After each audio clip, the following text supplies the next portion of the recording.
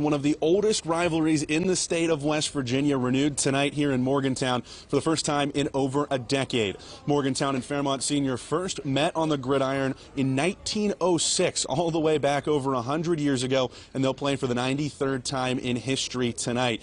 Good Friday to you all, and a welcome inside the Friday Night Sports Zone. I'm Daniel Woods, but you can see that right there. We've got a whole lot of highlights for you this evening, so let's get right to it. It's a very special night for a couple of current Trinity players as well. Levi Tietz and Kyle Knight this year are set to become the first two players in Trinity football history to earn 4 letters on the football team after it was resurrected back in 2020. The West Virginia State track meet is through its first day here at Laidley Field in Charleston, and after an exciting afternoon turned to evening, it proved to be an impressive start to the weekend for North Central West Virginia. The American Legion baseball season officially came to an end for area teams earlier this week, and Morgantown Post 2 was the last team standing. While the season may be over, the impact that the Post 2 program has on its players goes far beyond just the summer. Name, image, and likeness legislation has changed college sports as we know it.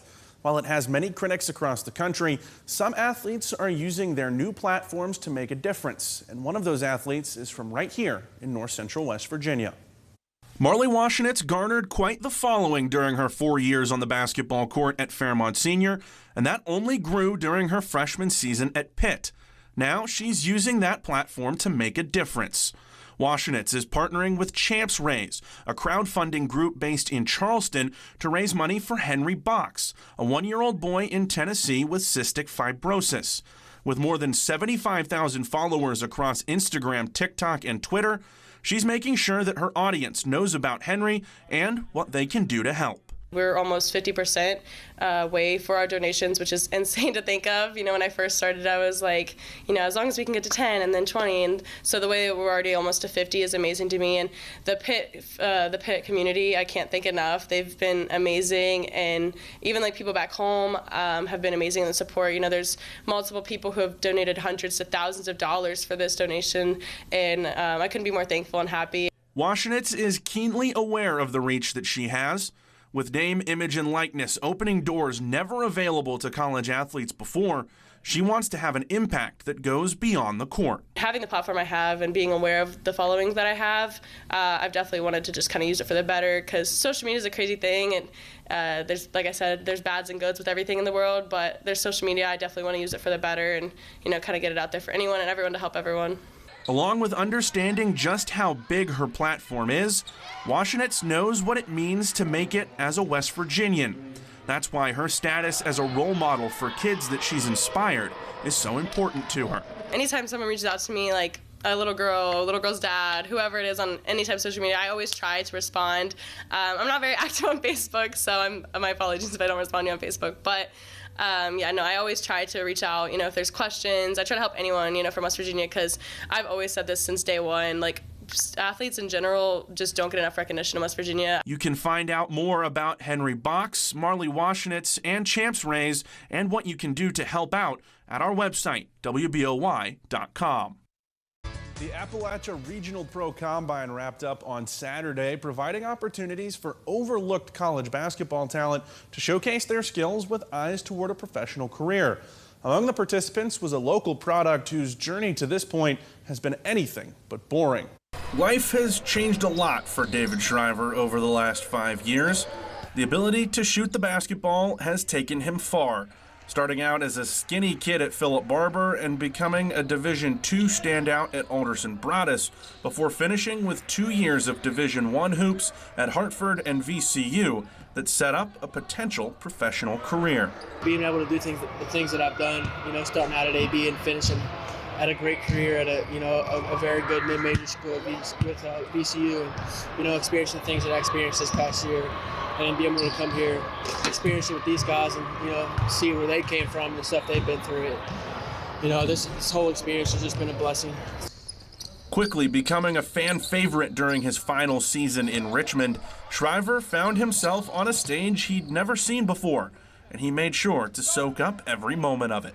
It's hard to put into words what it was like, especially starting out at AB. You know, you're talking maybe 100, 200 people a game, and then going there, you got a sold-out crowd of 8,000 people, and just to be able to play in front of an atmosphere like that, you know, and having people there and back home support me the way they did is an experience that I'll never forget. The path to this point has been far from smooth, but Shriver continues to find his way. And in his mind, it all comes down to work ethic. It's a tough journey.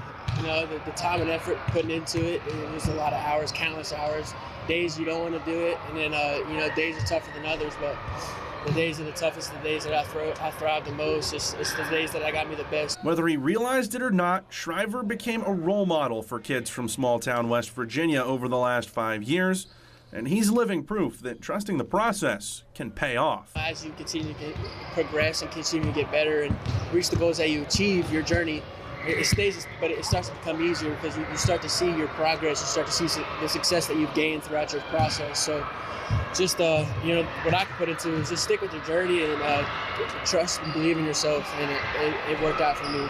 After 5 years of college basketball, David Shriver's next step isn't completely clear right now, but as his journey so far has shown, you never quite know what the next door that opens is going to lead to. Sometimes it takes little more than a team and a dream to bring a community to life, with no greater example in the state of West Virginia than Elkins boys basketball in the 2022-23 season.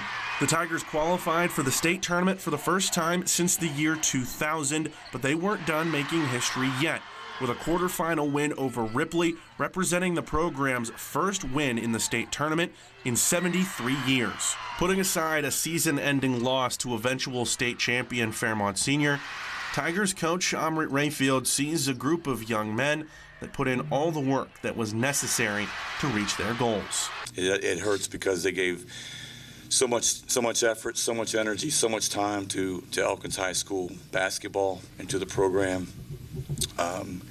That I'm just proud of them for that.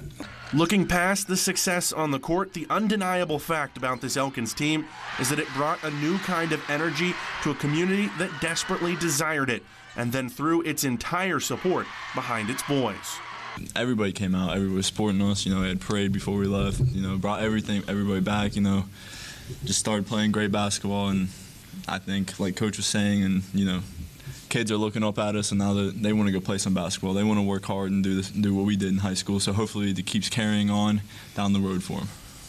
The upset wins and the raucous crowds may be what draws the headlines when people talk about this team, but the driving force behind the success is what is often at the heart of any great team. A group of young men with a shared love and a shared goal that became much more like brothers in arms than just simple teammates. It means a lot having a group of guys that, you know, I've grown up with, and we've been together since elementary school playing basketball, and we've just stuck together the whole way. And it really, I mean, it hurts now, but it feels good that we made it this far with the group of guys we did. The 2022-23 Elkins boys basketball team may be done playing, and its 9 seniors may have donned the black and orange for the final time, but their impact can never be doubted. And now, there's no reason to count out the next generation of Tigers either. The American Legion baseball season rolls on around West Virginia, and with the Area 2 tournament coming up in just a few weeks, games against local opponents are becoming more and more important. Frank Loria Memorial Field, the site of tonight's action. Fairmont Post 17 paying a visit to Clarksburg Post 13. Runners on the corners in the first, and that's a balk. Aiden Eddy scores to make it 1-0 Clarksburg. Later in the inning, Seth Gain making sure the job gets done. That fly ball deep enough to score. Tanner Cook tagging up from third, and the home team takes a 2-0 lead after 1. Chase George holding Fairmont at bay tonight. Snaps off that breaking ball for a called strike 3 in the third, and he got some more help in the bottom half of that inning. Gain at the dish again, and he must be a Creed fan because he was all about my sacrifice tonight. Another fly ball brings in the game's third run. It's 4-0 after 3 when George drops that arm slot down like Chad Bradford in Moneyball. Jonah Hill told me a guy like that should cost about $3 million. And then Post 13 breaking it open in the fourth. Cooper Floyd splits the gap in left, and that rattles around long enough for a run to score, and then he's bringing those long strides into third with a triple. An error gets another run across before Gain hits this one high into foul territory. Gunnar Riley back on it from his shortstop position, makes the diving catch, but Eddy with a 1,000-point IQ play. He tags up from third and scores. That makes it 7-0 Clarksburg, and Post 13 wins it 10-4. And in minor league baseball, J.P. Massey spent the summer of 2021 pitching at Monongalia County Ballpark for the West Virginia Black Bears, and next month he'll take the mound at T-Mobile Park in Seattle. The right-handed pitcher has been named one of 2 representatives of the Pittsburgh Pirates organization for this year's All-Star Futures game. After 1 season with the Black Bears, Massey returned to the University of Minnesota for his senior season before becoming a 7th-round pick of the Pirates organization in 2022.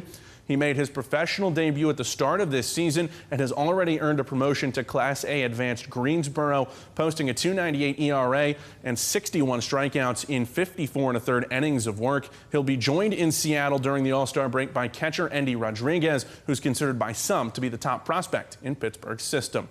And speaking of the Pirates, Pittsburgh returns to PNC Park tomorrow to open a 4-game series against the San Diego Padres. The Bucs sit 7 games under .500 after dropping 3 of 4 on the road in Miami this weekend, with the offense mustering just 8 runs over the entirety of that series. That makes 12 losses in the last 13 games for Derek Shelton's team, which will send veteran Rich Hill to the mound tomorrow night against Yu Darvish. Mitch Keller and Luis Ortiz will follow in the final 2 games of the series, each coming off of strong performances in Miami. Keller bouncing back with 7 innings of 1-run ball, and Ortiz turning in perhaps the best performance of his young major league career, allowing just 1 run over 8 innings in the lone win of the road trip. And a little closer to home, the Black Bears are off tonight as well, but they open a 3-game home series tomorrow against the State College Spikes. After taking 2 out of 3 games from Frederick over the weekend, the Bears moved into a tie for 2nd place in the league at 12-9 overall. Stay right there. We'll be back with a final check on your forecast right after this. By the time the school year wrapped up last month, most athletes had already made their college decisions official, but for a few, that call came down to the final moments. That was the case for a Ritchie County standout who put pen to paper today. Cody Camp finished his high school track and field career with an all-state finish in the pole vault last month, but that was far from his last competition. He found the right fit for himself and his college career at Glenville State. It was close to home, and I really like the track coaches and just the atmosphere there. I know a lot of people down there, and I'm excited to go down there. Camp earned 3 all-state finishes in the pole vault at Ritchie County, and that includes a Class A individual state championship in 2022.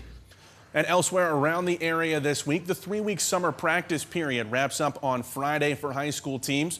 The Bridgeport boys basketball program made its return to the state tournament in March, and with first-team all-state selection Anthony Spatafor being one of 2 graduating seniors, the Indians are looking to a large returning cast to step into bigger roles. We need other guys to step up and be more aggressive offensively. We're going to have to play even better defensively, and that's kind of tough to do because we kind of hang our hat on that. So I think that it'll be a hodgepodge, a number of guys that will step up. I believe that this group of guys, especially my seniors, really want that challenge. So we're going to see how that goes in the next couple months. While Spatafor's production is hard for just one person to replace, the hope at Bridgeport is for the irreplaceable experience of playing in the state tournament to help the Indians stay at the top. Personally, I think that's something that's really valuable, having been through these things and built programs before. So I think it's really invaluable, but you can't tell until, kind of you get in that rear view mirror and see how these guys handle that this year. Bridgeport returns 4 starters from last season's team that earned the 8th seed in the Class 4A state boys basketball tournament. And now moving to college basketball, former Glenville State women's basketball coach Kim Stevens has been named the Mountain East Conference Women's Coach of the Year for the 2nd consecutive year, and it's the 4th time overall that Stevens has won that award. And it will be the last for now as she prepares for her first season as the head coach at Marshall this winter. Stevens led the Lady Pioneers to a 2nd straight Final Four after winning a Division II national championship in 2022, finishing the 2023 campaign with a Mountain East Conference title and an overall record of 33-3. Be interesting to watch that. She's going to be a hard one to miss. Yeah, that's very true.